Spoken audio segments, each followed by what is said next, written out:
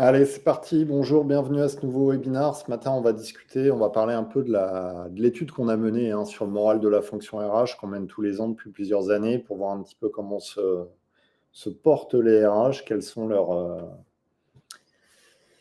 est leur état de forme actuel. Et pour m'accompagner ce matin, pour commenter un peu ces résultats et puis aussi donner surtout des pistes d'amélioration qui vont vous servir à titre vraiment personnel, j'ai demandé à Jérôme de m'accompagner. Salut Jérôme. Bonjour Christophe.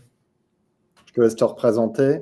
Bien sûr, donc moi je suis Jérôme Iborra, je suis consultant RH au sein de l'entreprise Pearson Talent Lens, qui est un éditeur de solutions d'évaluation psychométrique pour répondre aux enjeux des ressources humaines, que ce soit sur le recrutement, la rétention des talents, mais aussi toutes les démarches aussi d'orientation, de mobilité et de satisfaction motivationnelle au travail. Je suis psychologue du travail de formation et ça fait 25 ans que je suis dans le conseil sur ces problématiques d'évaluation des personnes au travail. Top. On va démarrer par quelques chiffres. Je ne vais pas vous restituer l'intégralité de l'étude. Elle sortira courant janvier. Vous pourrez voir l'ensemble des détails. Je vais vous donner quelques tendances. Et puis, n'hésitez pas à commenter. On a un ou deux petits sondages d'ailleurs où on va vous solliciter comme on le fait d'habitude. Ce baromètre, on l'a mené auprès d'environ 1200 RH, ce qui est à peu près la moyenne habituelle de cette étude. Les chiffres donc sont l'avantage, c'est comme on a des éditions précédentes, on peut mesurer les écarts. Donc sur certains critères, on va vous montrer les écarts. Le premier chiffre qui ressort, puisqu'on demande toujours quel est l'état de forme actuel des professionnels RH, c'est l'état de fatigue qui a quand même sévèrement augmenté depuis 2022. On est passé à 39%.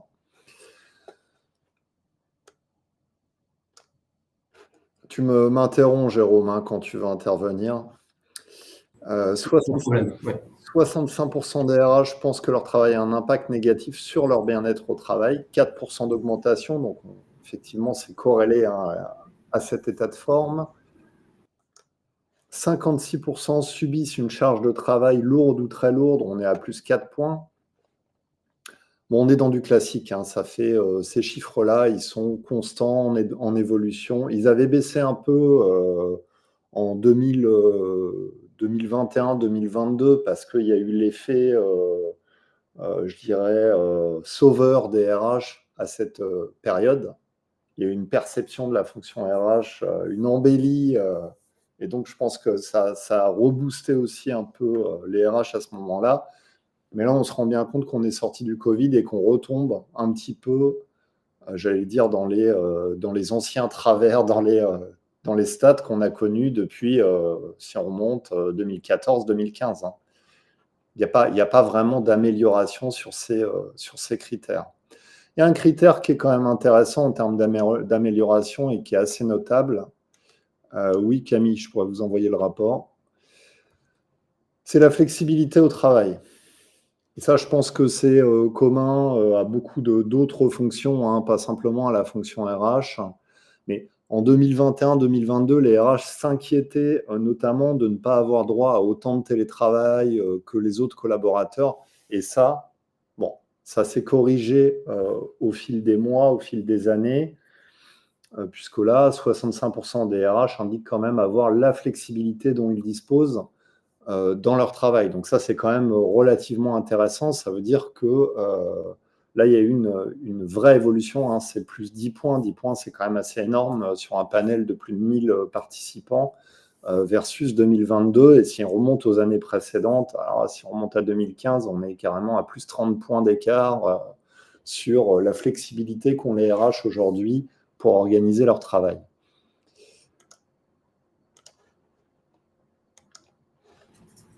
Alors, on a quand même un problème d'engagement qui est récurrent et qui est soulevé, qui n'est pas uniquement...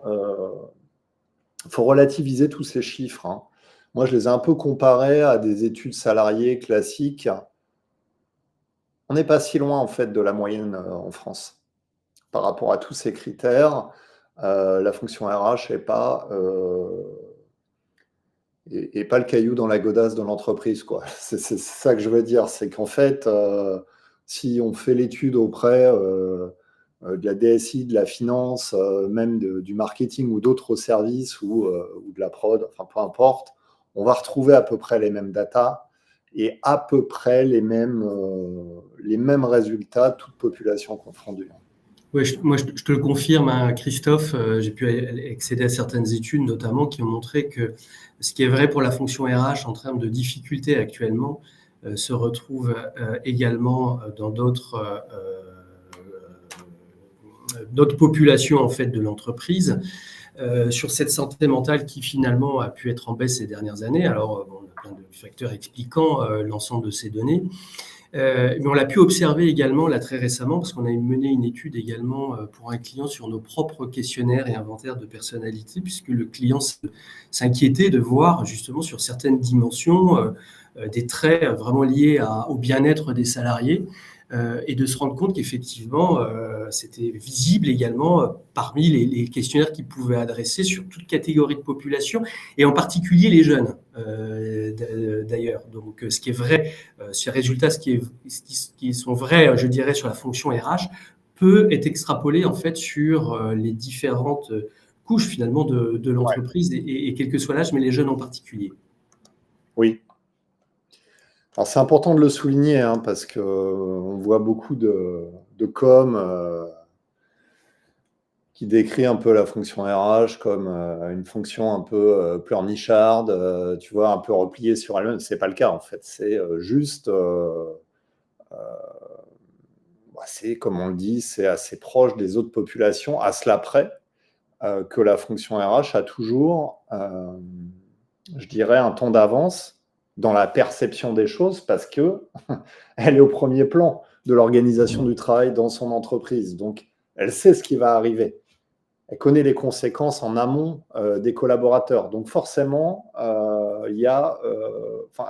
fonction RH va se prendre les choses, si je suis vulgaire, en pleine tronche avant tout le monde.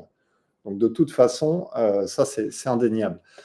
Alors, la problématique en fait principale hein, de cette perte d'engagement, ça va être notamment des questions de turnover, des questions de motivation, évidemment. Il y a un autre chiffre qui est intéressant, et là, je dirais qu'il est peut-être plus spécifique à la fonction RH. Il y a 59% des RH qui ont l'impression de ne pas avoir de perspective d'évolution possible dans leur entreprise. On sait historiquement que passer de la fonction RH à une autre fonction support, ce n'est pas évident. En général, c'est assez rare. On commence à le voir aujourd'hui. On commence même à voir d'autres fonctions support arriver dans la RH, mais c'est assez récent finalement. Historiquement, on avait des ponts finance RH.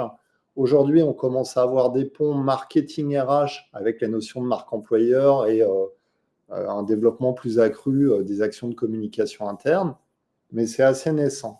Et c'est vrai que d'un point de vue très classique, si tu es, je ne sais pas moi, gestionnaire paye dans une entreprise, ton plan de carrière, c'est quoi? C'est de devenir responsable paye, mais s'il ne bouge pas, tu n'as pas d'autre axe. Parce que généralement, quand tu es gestionnaire paye, on ne risque pas de te proposer un poste de chargé de recrutement. En général, on va considérer que ce n'est pas accessible par rapport à tes compétences, que tu es toi sur un segment très technique. Et c'est un peu le problème de la fonction RH. Chacun a sa technicité et généralement, les ponts même au sein de la fonction RH peuvent s'avérer un peu compliqués en termes d'évolution. Et ça questionne même sur justement l'ère où la compétence se développe très facilement, voire se tarit aussi très vite, hein, puisqu'avec ce changement continuel, c'est est-ce que finalement ces parcours d'orientation et de mobilité doivent se faire sur le champ de la compétence ou plutôt sur le champ de la motivation. La compétence peut se développer sous différentes manières, d'ailleurs aujourd'hui avec soit des formations présentielles, des tutos, du distanciel, etc. En revanche, ce qui va permettre à la personne de changer, de favoriser, de créer un parcours qui soit vertueux, c'est s'intéresser à ce qu'elle a envie d'entreprendre et ce qui l'intéresse soit bien pris en compte, parce que ça va lui donner une énergie à pouvoir se former, à se développer et donc accéder à de nouvelles responsabilités. Ouais, c'est ce que dit mon ami Jean-Marc, là, qui est avec nous là, ce matin, qui nous dit ce qui est super contre-intuitif dans la mesure où on met les soft skills et la mobilité interne souvent en avant. C'est vrai qu'en plus, dans le discours RH aujourd'hui, on va te dire les soft skills sont autant, voire parfois plus importants que les hard skills.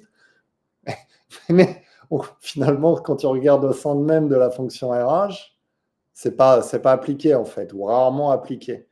Mais en fait, c'est toujours ça, hein, c'est les cordonniers les plus mal chaussés, on est exactement là-dedans. Je peux témoigner sur moi je travaille beaucoup sur la fonction publique d'État notamment. Il y a eu depuis peu notamment sur ces parcours de mobilité, il y a eu énormément d'investissements réalisés pour favoriser justement des échanges, notamment sur la fonction RH entre différentes administrations. La volonté ces dernières années a vraiment mis en avant d'accompagner l'agent notamment sur ses motivations finalement à bouger, à changer et à apprendre dans un second temps ses compétences. Je pense qu'il y a un changement de paradigme à ce niveau-là, de ne pas voir uniquement ce à quoi je peux accéder en termes de fonctionnalité, mais qu'est-ce que j'ai envie de faire en fait et comment j'ai envie de le faire. Ouais. Et c'est intéressant ce que tu dis parce que finalement, aujourd'hui, on va... Alors, si effectivement, tu attends que ton DRH te propose de passer de gestionnaire paye à chargé de formation, tu vas attendre longtemps. Là-dessus, il y a à peu près 99% de chances pour que ça n'arrive pas. Et si toi, tu vas taper à la porte en disant « je veux ce poste » ou si tu postules comme ça en mobilité interne, il y a aussi assez peu de chances que tu l'aies. Maintenant, ce qu'on voit beaucoup dans les entreprises, c'est des politiques qui favorisent, j'allais dire, le développement personnel et la prise de conscience des salariés quant à leur évolution possible dans l'entreprise et à les aider à structurer un peu leur mindset en fonction de, effectivement, ce que tu dis, de leur motivation et à les orienter vers des chemins de carrière, des parcours de formation possibles pour atteindre leurs objectifs à plus ou moins long terme en fonction de ce qui est visé. Tu vois, en leur disant, bah, OK, tu pourras passer sur ces fonctions sous couvert de tel plan de formation et à horizon de 6 mois, 1 an, 2 ans, 3 ans. Et ce qui est important, c'est que j'ai l'impression qu'actuellement, dans la fonction RH, on est en train d'inverser cette logique où on avait des mobilités qui étaient très descendantes, imposées par la direction, les managers, etc., à quelque chose de beaucoup plus ouvert qui génère de l'engagement, qui est de dire, OK, tu es salarié, tu es chez nous maintenant, bah, prends-toi en main, prends ta carrière en main, fais ce qu'il faut, réfléchis bien à ce que tu veux faire. Et donc, on inverse un peu ce mode de fonctionnement, j'ai l'impression. Et pour aider les personnes à réfléchir, il y a aujourd'hui sur le marché des solutions qui vont permettre justement de prendre en compte à la fois ce que les personnes ont envie de faire et de ce qu'on appelle les intérêts professionnels et aussi les motivations intrinsèques, extrinsèques, pour pouvoir designer finalement les jobs qui partagent le plus les envies et les intérêts en fait de la personne. C'est une solution, voilà, un questionnaire qu'on peut proposer chez Pearson Talent Lab sur Motiva notamment, qui va vraiment aider la personne à construire un projet sur ses propres motivations. Alors, on nous dit quels conseils donneriez-vous au RH pour avoir plus de chances d'évoluer outre dans leur domaine de prédilection? Bah, exactement ça, déjà savoir vers quoi la collaboratrice veut évoluer, bah, faire un état des lieux de ses compétences, hein, classiquement, faire un état des lieux, on parlait des soft skills, mais hyper important parce que quand tu changes d'un domaine technique, par exemple comme la paye au développement RH, ah, c'est plus du tout le même job en fait. Ça n'a rien à voir. Les compétences techniques vont être complètement différentes, mais surtout les soft skills attendus en développement RH ne sont pas du tout les mêmes qu'en paye, par exemple. On ne va pas du tout attendre la même chose d'un collaborateur. Dans un cas, on va attendre du contrôle, de la fiabilité, enfin, quelque chose de beaucoup plus individuel. Et dans le développement RH, on va attendre des soft skills comportementaux qui vont être orientés vers l'ouverture aux autres, vers la collaboration, etc. Donc, il y a déjà ce gap, hein, je pense, à évaluer. Et puis après, bah, effectivement, il faut que l'entreprise suive avec un plan de formation, etc. Quel conseil tu donnerais, toi, à quelqu'un qui se dit, bah, tiens, je veux passer d'un point A à point B, sachant que je vais faire le grand écart. Alors, Mais j'ai envie de le faire. c'est souvent c'est ce à quoi est amené parfois le RH dans l'entreprise, à conseiller les propres collègues ou collaborateurs en interne. Et c'est difficile de se le faire tout seul pour soi-même. Donc, c'est de se faire accompagner. Pour rappel, la PEC, qui a un réseau très étendu sur toute la France, et qui présente plus de centaines il y a près de 400 consultants qui sont là pour pouvoir vous accompagner, et ça gratuitement, pour définir avec vous quel serait votre projet. Pas forcément faire un bilan de compétences. On a toujours le bilan de compétences qui est quelque chose d'assez long, qui vient remettre à plat tout ce que vous savez faire. Ça peut être tout simplement un questionnement sur ma valeur, sur les différents parcours que je pourrais mener. Donc, c'est vraiment finalement avoir la même démarche que vous pouvez, vous, RH, avoir auprès des personnes qui viennent vers vous. C'est de ne pas le faire tout seul, mais vraiment de se faire accompagner. Et l'APEC est un des structures qui peuvent le faire assez facilement pour vous. Moi, le bilan de compétences, je trouve ça assez réducteur. Je trouve que c'est plutôt une phase de temporisation pour te dire, ah, OK, je fais le point sur ce que je sais faire. OK, on me le confirme, on me l'infirme. Mais finalement, ça ne va pas me donner beaucoup de perspectives. Pour moi, c'est assez attentiste, un bilan de compétences. Je ne sais pas ce que tu en penses, Jérôme. Je trouve que c'est plus tellement adapté dans la façon dont c'est fait aujourd'hui. Alors, pas tout remettre en question, mais j'entends qu'effectivement, souvent, et je te rejoins, Christophe, sur le fait de dire, je vais faire un bilan, ça va me laisser 2 mois devant moi, ou un peu plus, ou voilà, je vais remettre à l'autre le soin de définir mon projet, et je vais venir clé en main avec un projet qui sera construit, qui va m'être apporté sur un plateau. Non, le bilan, il ne peut pas être fait sans vous, et ça, vous connaissez très certainement aussi les modes de fonctionnement. Mais il n'y a pas que le bilan de compétences. Comme souligne Christophe, il y a d'autres formes d'accompagnement qui peuvent être parfois beaucoup plus courantes, sur mieux redéfinir mes capacités. Il y a aussi le sentiment de capacité, mais est-ce que je m'en sens capable? Est-ce que je suis dans la capacité à... il y a aussi parfois des accompagnements qui sont plus de l'ordre du coaching, de pouvoir finalement vous montrer à quel point vous êtes capable de beaucoup de choses et qu'il faut dénouer aussi à certains niveaux certains éléments. Et tous ces éléments passent par de l'accompagnement qui peut être multiple.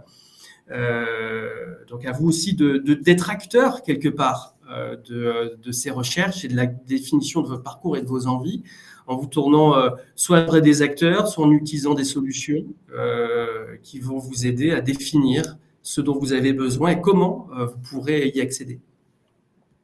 Alors, autre chiffre qui là est assez terrible, et là c'est le chiffre sur lequel on a un écart par rapport aux autres collaborateurs de l'entreprise.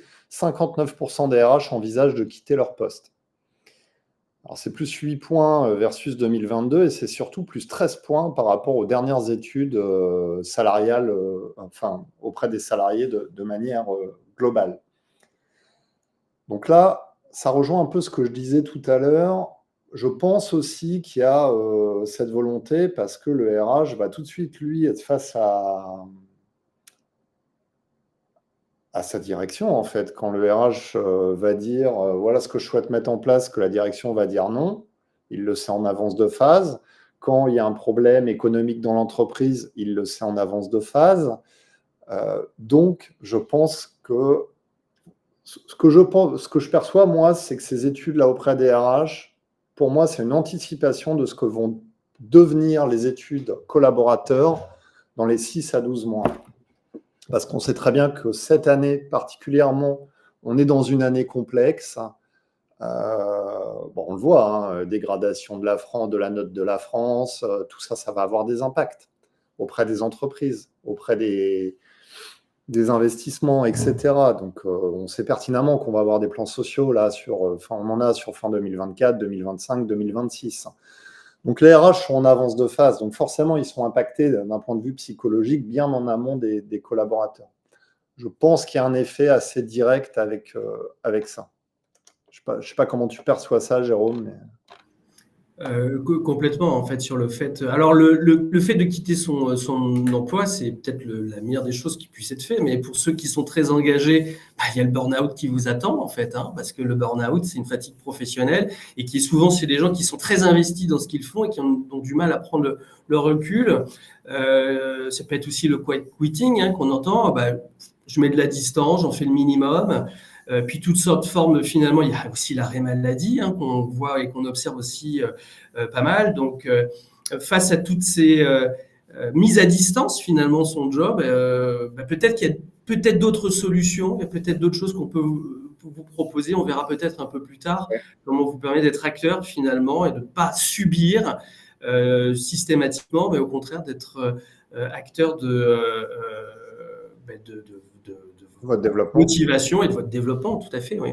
Ariane qui dit les RH actuelles, nouvelle génération, n'ont pas compris que la fonction humaine est essentielle. Elle est aussi la plus difficile à assumer. Tout le monde n'a pas le courage d'assumer cette fonction humaine. Je suis assez d'accord sur certains points. Moi, je dirais même qu'il y a beaucoup de RH, pas que la nouvelle génération d'ailleurs, qui ont choisi la RH pour les mauvaises raisons, peut-être même trop pour le côté humain et un peu psychologique de la fonction RH, qui n'est pas une fonction de psychologue, ni d'assistants sociaux, hein, même si le RH travaille en matière de QVCT, d'accompagnement, vient en aide aux collaborateurs en détresse. C'est ni un psychologue, ni un assistant social. Donc, moi, je pense qu'il y a souvent ce mélange des genres dans la fonction RH. La fonction RH, aujourd'hui, ce qu'attendent les entreprises, c'est que ce soit une fonction business. C'est pas que ce soit une fonction uniquement, entre guillemets, humaine, comme on le dit, de façon très basique, humaine, bienveillante. Oui, très bien. Mais le premier rôle de la fonction RH est d'accompagner le business. Et je pense qu'il y a beaucoup de déceptions de la part de personnes qui ont rejoint cette fonction quand ils se rendent compte de ça, en fait. Il y a beaucoup d'erreurs d'orientation aussi dans la fonction RH. Je pense que tu as dû le voir aussi, Jérôme. Oui, effectivement, de plus en plus, on entend dans la fonction RH, quand on échange avec nos clients, c'est qu'on n'est plus sur un chargé RH, mais un HR BP, hein, business partner des ressources humaines, donc qui va exactement dans ton sens. Elle est multifacette, mais effectivement, c'est de savoir quelle est celle qui vous plaît le plus. Est-ce que c'est la relation à l'autre? Est-ce que le fait, c'est d'aider l'autre? Donc, effectivement, vous allez être intéressé par tout ce qui est plan de développement, formation, accompagnement de l'autre dans son évolution, résolution d'incidents, mais c'est aussi beaucoup aussi des plans qui vont accompagner l'activité économique, des décisions qu'il va falloir mettre en place, des organisations qui ne va pas forcément répondre aux besoins des personnes. Donc effectivement, c'est arriver à mener à la fois vos propres aspirations, ce que vous recherchez finalement dans cette fonction, puis l'environnement dans lequel vous allez l'exercer également, qui est très important, parce que vous êtes dans un grand groupe ou dans une PME, vous n'allez pas avoir les mêmes responsabilités et les mêmes tâches à réaliser. Donc effectivement, il y a la réflexion du parcours et ce sur quoi vous êtes plus fait en fait. Après, comme tu le dis, hein, que tu sois dans une TPE, une PME, une ETI, un grand groupe, tu as aussi le changement d'environnement et de culture. Et souvent,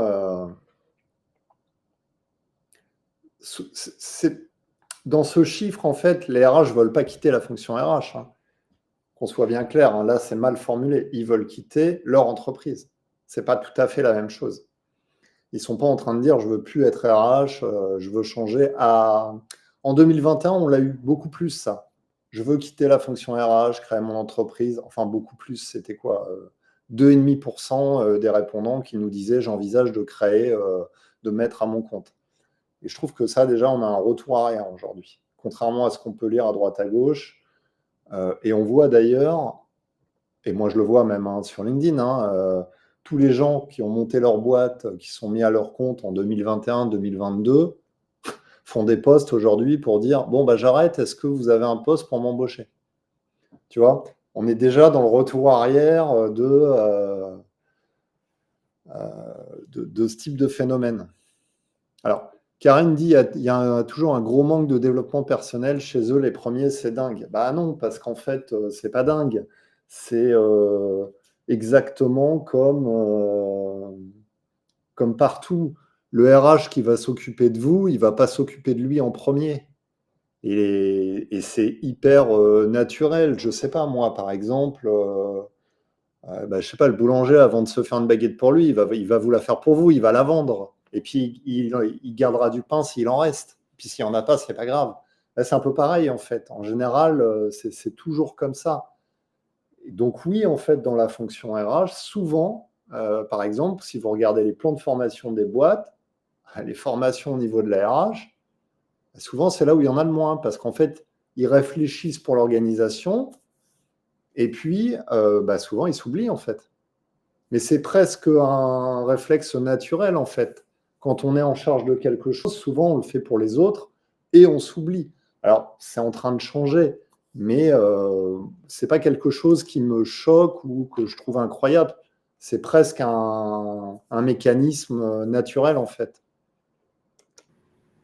Ce qui est très bien aussi, c'est qu'aujourd'hui, vous soyez là, vous alliez chercher de l'information, vous faites de la veille, vous vous questionnez, vous pouvez prendre un petit peu de recul par rapport à votre quotidien. Et ça, c'est un point qui est important. Et c'est le fait, comme le souligne Christophe, le fait que vous puissiez aussi prendre le temps de vous former, de vous informer, pour venir nourrir à des satisfactions personnelles, mais qui vont pouvoir aussi aider après à répondre aux enjeux de votre entreprise, sont des choses qui sont tout aussi importantes. Ne pas vous oublier.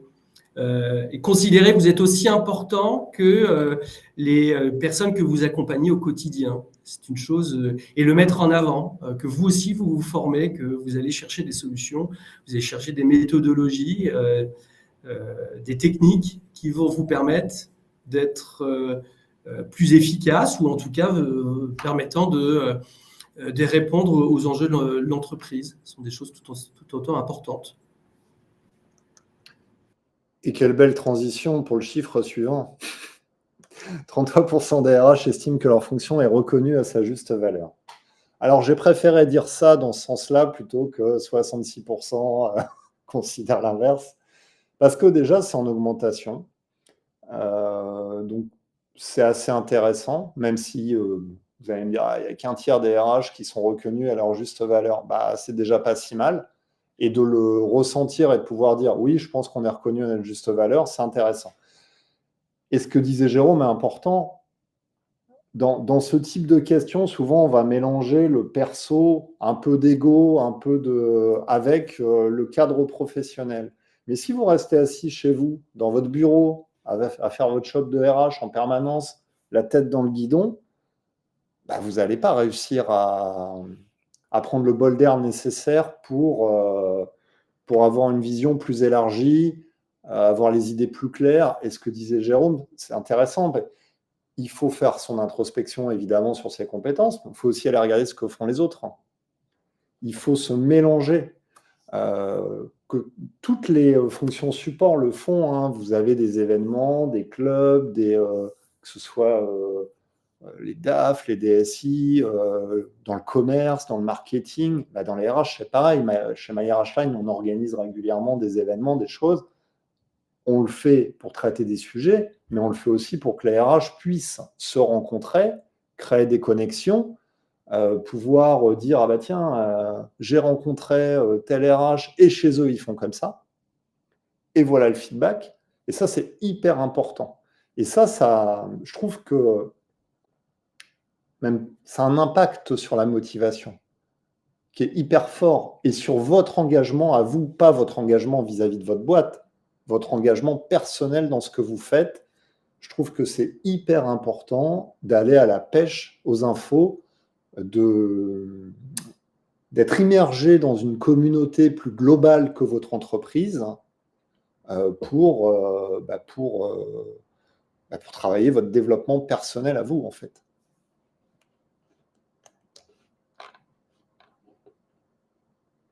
On va vous poser une première question. J'en ai fini avec les chiffres. Je ne vous embête plus avec ça. Alors, même si les chiffres ne sont pas très reluisants, pour autant, on n'est pas non plus dans la catastrophe intersidérale. Et comme je vous le disais, on est quand même assez proche des enquêtes classiques, toute population confondue. Alors évidemment, Cécile nous dit depuis le Covid, les RH sont de plus en plus sollicités sur le front de beaucoup de sujets avec un périmètre qui s'est considérablement élargi. Qu'en pensez-vous? Oui, c'est vrai. Les RH ont beaucoup de sujets à traiter. Là où il y a des inégalités, c'est en fonction des types d'entreprises. TPE, PME, vous êtes entre 0 et 4 RH en général. Sur les ETI, ça commence à monter jusqu'à 10, 15 RH en direction des ressources humaines. Et dans les grands groupes, voilà, vous pouvez monter à 4, 500, 600 RH en fonction de la taille des groupes. Donc déjà, ça, c'est un point, effectivement, qui est assez clivant, dans quel type d'entreprise vous êtes. Mais j'ai envie de dire, finalement, vous l'avez choisi quelque part. Je vais vous donner un exemple. Moi, chez MyRHline, on est 8. Quand je recrute quelqu'un, s'il a envie de travailler dans une grosse boîte, il va aller bosser au Figaro. S'il vient bosser chez MyRHline, il sait très bien que ça ne va pas du tout être la même. Moi, personne ne va me faire mon café, personne ne va me faire mes photocopies, personne... c'est pas du tout, on n'a pas le même niveau d'attente, d'autonomie, on n'attend pas les mêmes soft skills, tout simplement. Donc, il y a aussi ce choix à faire. Alors, je te rejoins, Christophe, sur le fait qu'effectivement, la fonction RH est en première ligne de tous les changements qu'il y a actuellement. Personne disait notamment depuis le Covid. Et puis, depuis le Covid, il y a eu tellement de choses. Il y a une nouvelle organisation du travail, télétravail, certaines entreprises en reviennent. Il y a de nouvelles générations qui fonctionnent différemment des autres. Donc, il faut pouvoir l'intégrer. Et ça change aussi leur relation avec le manager et à l'autorité, à la direction. Sans compter l'IA qui vient renforcer et apporter un certain nombre de choses, mais également supprimer des postes. Et puis, il y a la notion de sens au travail qui apparaît de plus en plus. Quel sens j'y donne? C'est aussi ce que révèle l'enquête également. Donc moi, j'ai deux réflexions par rapport à ça. C'est que moi, mon sentiment, c'est que le changement, maintenant, il va être permanent et que la RH, elle va être confrontée à ce flux de changement continuel. Donc, ce n'est pas l'absorber, mais courir un marathon, en fait. C'est se dire que c'est structurel. Qu'est-ce que je peux faire en tant que RH pour assumer finalement ces changements permanents auxquels je suis la première confrontée? C'est la première chose. Et puis la deuxième chose, et ça on le voit dans les échanges notamment avec les RH avec lesquels on traite, c'est la notion de valeur dans l'entreprise. Ça vient, tous ces bouleversements sont venus questionner finalement les propres valeurs de l'entreprise dans laquelle je travaille. Or, si je ne sais pas exactement quelles sont mes valeurs, comment construire des projets de rétention des talents, de construction d'un projet de recrutement, de mise en place de formation management, si on n'identifie plus quel est l'ADN même de l'entreprise. Et je pense que ça, c'est un point sur lequel les RH doivent se questionner. C'est finalement, tous ces bouleversements ont-ils changé notre propre ADN? Quelle est-elle? Où en est-on? Et se questionner, parce que sans cette base, c'est compliqué finalement de construire et de permettre à chacun de s'associer aux projets qui sont créés pour l'entreprise. Ouais. Donc Céline, pour répondre à la question, beaucoup de sujets, périmètre élargi, tout dépend où vous êtes. Si vous êtes dans une TPE, PME, oui, c'est compliqué. Vous allez traiter à 3-4 personnes tous les sujets de front. Si vous êtes dans un grand groupe, les DRH embarquent des experts par sujet. Donc, on n'est pas du tout dans le même contexte. Vous allez avoir un expert marque employeur, vous allez avoir un expert RSE, vous allez avoir ou quelqu'un qui a été mis sur l'impact social de manière plus élargie. Ce n'est pas un problème de sujet, c'est un problème de ressources mises en face des sujets. Mais ces problématiques ne concernent pas que la fonction RH.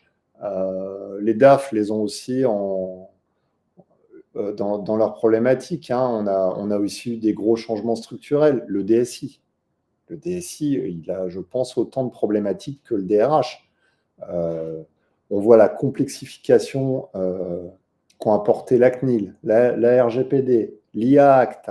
Je pense qu'ils ont aussi leur dose de problèmes. Tout le monde a sa dose de problèmes. Là où je vous rejoins, c'est que généralement, le DSI et le DAF, ils sont staffés. La DRH est staffée en dernier. Je pense que c'est plus ça. C'est vraiment un problème de ressources et de priorisation du staffing. Mais on va toujours staffer en premier le DSI et le DAF. Parce que sans système d'information aujourd'hui, l'entreprise n'existerait pas. Donc, je pense que c'est une question de priorité. Enfin, je pense, j'en suis sûr même. Dans votre quotidien RH, qu'est-ce qui vous submerge le plus? Qu'est-ce qui vous met le plus mal, on va dire? La charge administrative, d'avoir à gérer des conflits, le recrutement. On sait que le recrutement, depuis 3 ans, c'est une galère. Le manque de reconnaissance de la part de l'entreprise ou la crainte du futur.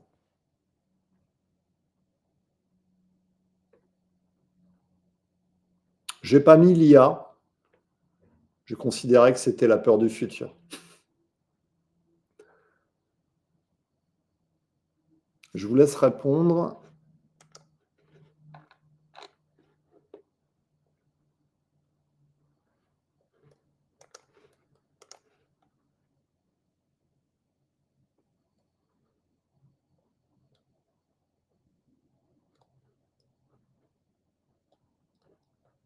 Ah bah ça, je suis bien d'accord, Karine. Karine nous dit, sauf qu'en France, on ne tire on tire visiblement jamais de leçons. Je ne vais pas faire de citation politique, mais c'est vrai qu'en France, on a tendance à avancer pour mieux reculer.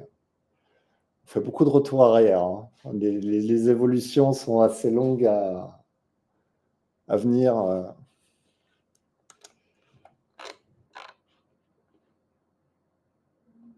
Ah. Didier nous dit, je suis DRH au chômage depuis 10 mois et rêve de prendre le job de ceux qui n'en veulent plus ou qui se plaignent.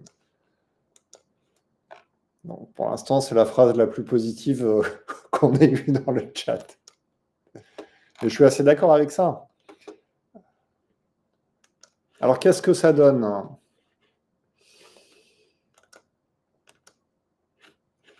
Charge administrative, bon, c'est à peu près, il n'y a pas vraiment de choses qui ressort de manière clivante. La charge administrative, je m'attendais à ça. Gestion des conflits, manque de reconnaissance. Est-ce que dans le chat, vous avez d'autres choses qui... Qu'est-ce qui... Si vous deviez améliorer une chose, là, dans votre job, ça serait quoi? Tiens, bah, on va lancer le sondage. Réduire la charge administrative, améliorer les outils, avoir plus de reconnaissance, plus de temps stratégique. Et j'ai mis un petit goodies, changer de manager.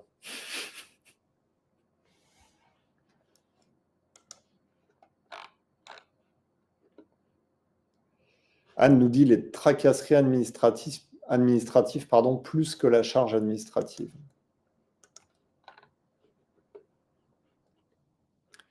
Plus d'implication de la direction générale.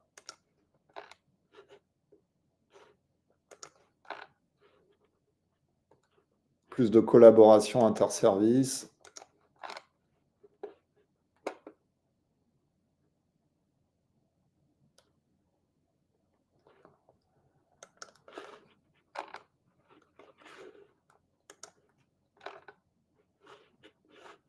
Alors, je vous laisse quelques secondes.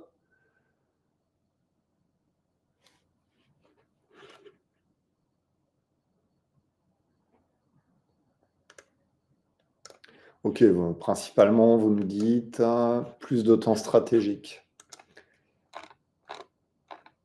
Du temps pour aller au contact avec les collaborateurs. Ouais, et plus de temps stratégique. Ok. Mais finalement, quand on dit plus de temps stratégique, ça veut dire quoi? Ça veut dire qu'on a un problème de ressources. C'est pas un problème de décision, généralement, c'est un problème d'exécution. De temps de recul et de stratégie. Donc on en revient toujours à ça.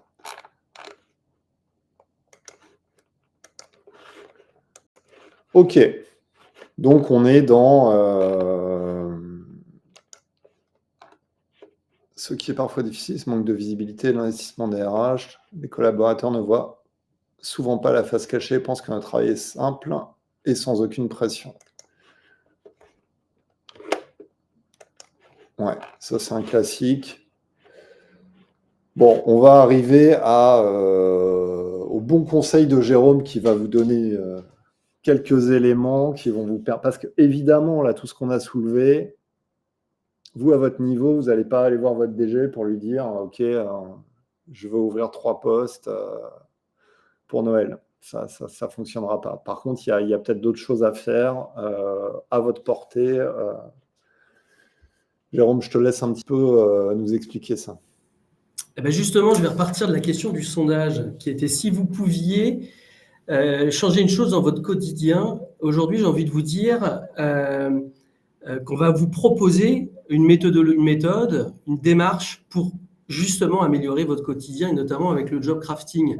Alors, ça doit peut-être à parler à certains d'entre vous. Le job crafting, c'est cette capacité finalement à modeler, à travailler son travail. C'est-à-dire de rendre compte que finalement, il y a des choses dans notre travail qui nous plaisent, des choses qui nous plaisent moins, mais que finalement, on peut être aussi acteur de sa satisfaction au travail.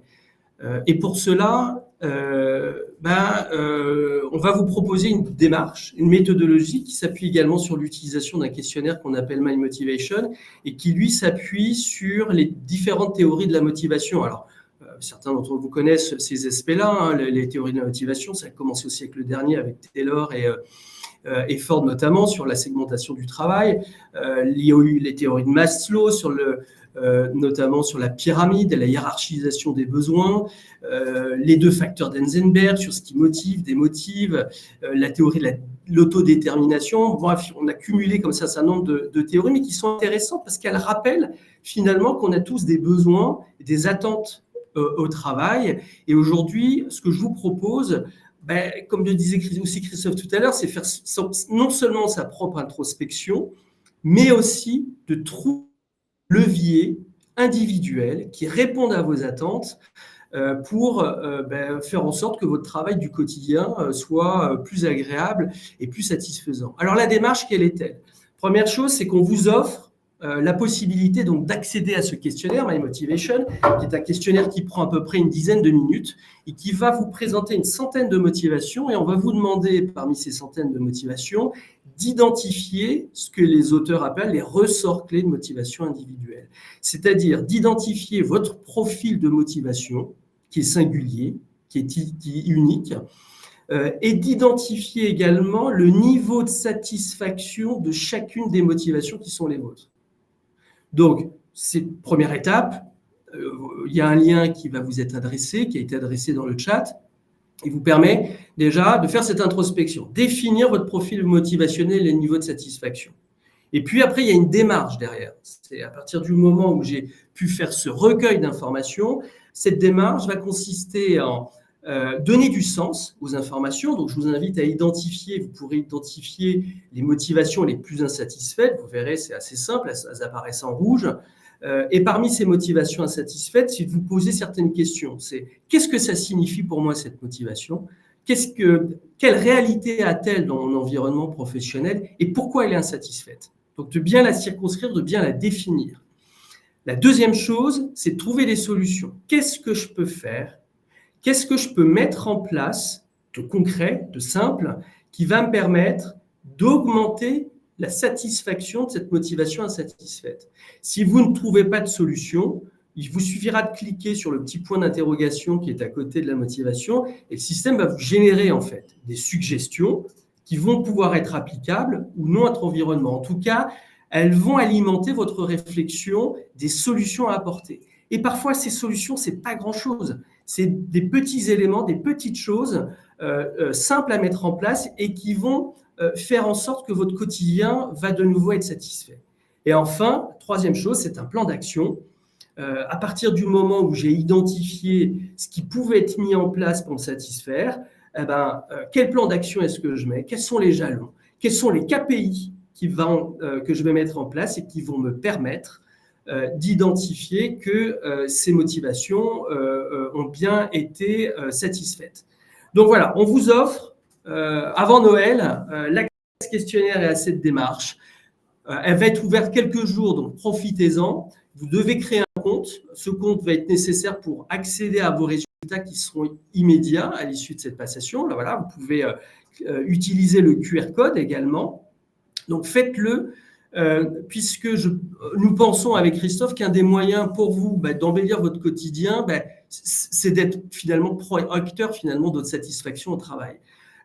Donc, utilisez-le, questionnez-le et mettez-vous en action sur votre satisfaction. Et puis, n'hésitez pas à revenir vers nous si besoin. Je précise, c'est gratuit. On n'est pas en train La démarche est complètement gratuite, effectivement. C'est vraiment une offre que l'on vous fait à vous, voilà, pour ce webinaire, pour les participants de ce webinaire. Donc, questionnez-vous, utilisez-la et appliquez. Voilà. Prenez du temps pour vous, ce que j'ai envie de vous dire par rapport à ce qu'on s'est dit. En plus, je trouve que la période est propice. Là, peut-être que vous allez vous poser un peu là pour Noël et l'an. Je trouve ça toujours intéressant de faire une petite introspection comme ça, de passer une demi-heure, 3/4 d'heure, même chez vous, tranquillement, à faire ça. Faites pas ça au bureau entre deux dossiers. Faites ça dans un cadre où vous êtes tranquille, détendu. Comme dit Jérôme, prenez vraiment du temps pour vous.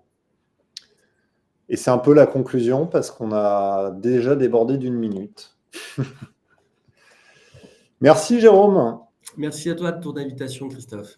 Merci à toutes et à tous. Et puis j'en profite pour vous souhaiter d'excellentes fêtes de fin d'année. On se retrouvera pour de nouvelles aventures l'année prochaine.